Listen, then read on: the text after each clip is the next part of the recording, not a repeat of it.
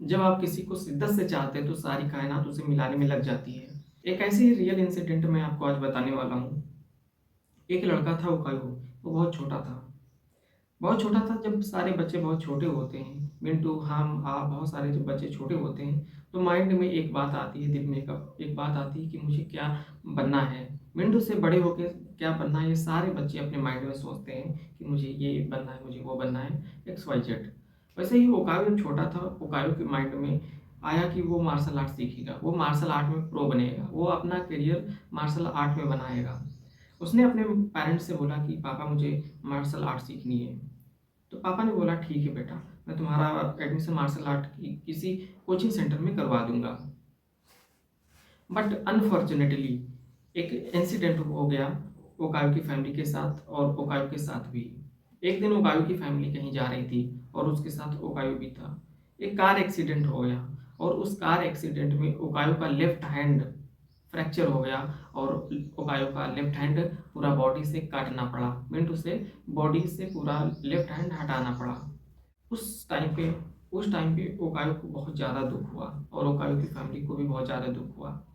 Finally जैसे तैसे 1-2 साल के बाद जब ओकायो फिर से सही होता है और उसका लेफ्ट हैंड नहीं होता है, तो फिर से अपने पेरेंट्स से बोलता है कि पापा मुझे मार्शल आर्ट सीखना है। तो उसके फैमिली वालों ने ओकायो को समझाया कि बेटा, आपके पास तो लेफ्ट हैंड ही नहीं है, आप वहाँ पे पंच कैसे करेंगे, डिफीट कैसे करेंगे, ये तो आपके लिए बहुत ज़्यादा प्रॉब्लमेटिक सिचुएशन हो जाएगी।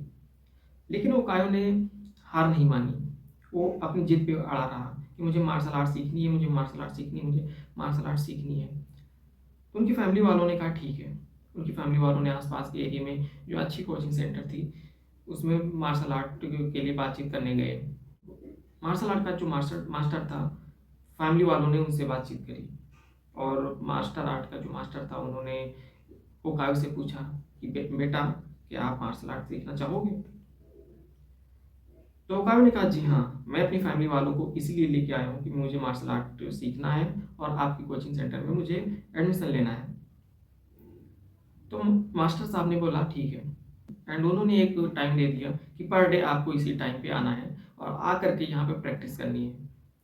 तो ओकायो नेक्स्ट डे से उसी टाइम पे पहुंच जाता था जो कि मास्टर ने अलॉट किया था ओकायो को। ओकायो पर डे वहाँ पे जाता है। फर्स्ट डे जब ओकायो गया तो ओकायो को मास्टर साहब ने एक एक्सरसाइज करने को बोला। वो एक्सरसाइज ये थी, उसमें पैर को हिट करना था, हर बार पैर मारना था। ओकायो के मास्टर ने ओकायो को सिर्फ एक ही एक्सरसाइज करने को बोला और ओकायो उसे 3 दिन करता रहा, 4 दिन करता रहा, 5 दिन करता रहा, यहाँ तक कि 10 दिन करता रहा। फिर ओकायो ने अपने मास्टर साहब से बोला, मास्टर साहब बाकी सारे बच्चे तो डिफरेंट डिफरेंट स्टेप्स को फॉलो कर रहे हैं बट मैं ही एक एक्सरसाइज क्यों कर रहा हूँ? तो ओकायो ने कहा मेरी बात मानो और आप बस यही एक्सरसाइज को कंटिन्यू रखें। तो ओकायो ने उसी एक्सरसाइज को कंटिन्यू रखा। ओकायो 1 महीने तक, 1 साल तक, 2 साल तक, 3 साल तक उसी एक्सरसाइज को करता रहा। बट वो हर बार देखता था कि ओकायो के मास्टर साहब जो मार्शल आर्ट के जो मास्टर हैं, जो ओकायो को भी सिखा रहे हैं, बट वो और सारे बहुत सारे बच्चों को different different steps, different different defeat defeat करने के स्टेप्स बता रहे हैं, एक्सरसाइज सिखा रहे हैं, बहुत सारे ऑप्शंस दे रहे हैं। बट ओकायो को सिर्फ एक ही एक्सरसाइज करने को बताई गई थी और 3 साल हो गए, ओकायो सिर्फ एक ही एक्सरसाइज करता रहा। ओकायो ने फिर कहा कि मास्टर साहब आप सारे बच्चों को और सारी बहुत सारी चीज़ें बता रहे हैं बट हमें सिर्फ एक एक्सरसाइज क्यों बता रहे हैं? तो ओकायो के मास्टर साहब ने कहा आपको मुझ पर भरोसा है कि नहीं है? आप बस मैंने जो बताया है वही करते रहिए। ओकायो फिर से वही उसी में लग गए, उसी एक एक्सरसाइज में। ओकायो को दूसरी एक्सरसाइज नहीं बताई गई। ओकायो को उसी एक्सरसाइज करते हुए 6 साल हो गए, 7 साल हो गए, यहाँ तक कि 8 साल हो गए और फाइनली ओकायो उसी में परफेक्ट हो गया। 8 साल बाद जब सारे बच्चे प्रो हो जाते हैं तो वहाँ पे एक इवेंट होता है और इवेंट में सारे बच्चों का कंपटीशन कराया जाता है और वो रियल कंपटीशन होता है। उसमें सारे बच्चे एक दूसरे को डिफीट करते हैं और उनमें से एक विनर होता है। फर्स्ट राउंड में ओकायो के मास्टर ने ओकायो को चूज किया और उस सेंटर में जो एक अच्छे लेवल का, प्रो लेवल का प्लेयर बन चुका था एक लड़का, उसको चूज किया और उन दोनों के साथ फाइट करवाई। फर्स्ट राउंड में जब ओकायो वहां पे खड़ा हुआ था, सामने वाला बच्चा जो ओकायो के साथ लड़ने जा रहा था, वो बहुत तेज़ी से उधर से आ रहा था, बट ओकायो ने उसे एक हिट मारा और वो नॉकआउट हो गया। मतलब कि एक हिट में वो नॉकआउट हो गया, ये रियल है।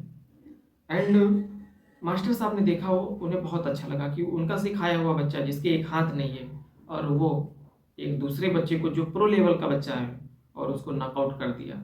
सेकेंड राउंड में जो बच्चा आया हुआ था उससे ज़्यादा प्रो लेवल का बच्चा मास्टर साहब ने सेकेंड राउंड में ओकायो के साथ खड़ा कर दिया। सेकेंड राउंड में भी यही सेम प्रोसेस ओकायो ने किया। ओकायो क्यों? क्योंकि ओकायो को सेकेंड एक्सरसाइज वहाँ पे बताया ही नहीं गया था, तो फर्स्ट एक्सरसाइज में ओकायो परफेक्ट हो चुका था। जब ओकायो उसके पास गया और वो बच्चा भी पास आया सेकेंड राउंड में, तो ओकायो ने फिर से एक हिट मारा और वो बच्चा फिर से नॉकआउट हो गया, मतलब फिर से वो डिफीट हो गया और ओकायो फिर से विनर हो गया। थर्ड राउंड हुआ। थर्ड राउंड में मास्टर साहब ने एक बहुत ही प्रो लेवल का बच्चा, जो सारे कोचिंग सेंटर में सबसे एक बेस्ट बच्चा था फाइटर में, उसको लाया गया और ओकायो और उस प्रो बच्चे के साथ फाइट स्टार्ट हुई। और उस फाइट में ओकायो थोड़ा जख्मी हुआ, क्योंकि वो जो बच्चा था वो बच्चा बहुत ही ज़्यादा खतरनाक था। लेकिन लेकिन ओकायो ने हार नहीं माना। ओकायो थोड़ी देर तक तो मार खाता रहा, बट जब मास्टर साहब ने आवाज़ दी ओकायो जरा ध्यान से लड़ना, तब ओकायो ने अपने आप को पहचाना और उसका जो सेल्फ कॉन्फिडेंस था और बूम हो गया।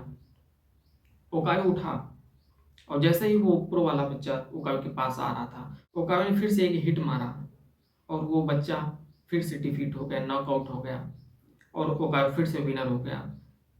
मतलब एक बच्चा जिसके एक हाथ नहीं है, लेकिन दिल में तमन्ना है मार्शल आर्ट सीखने की, और वो मार्शल आर्ट सीख भी चुका था।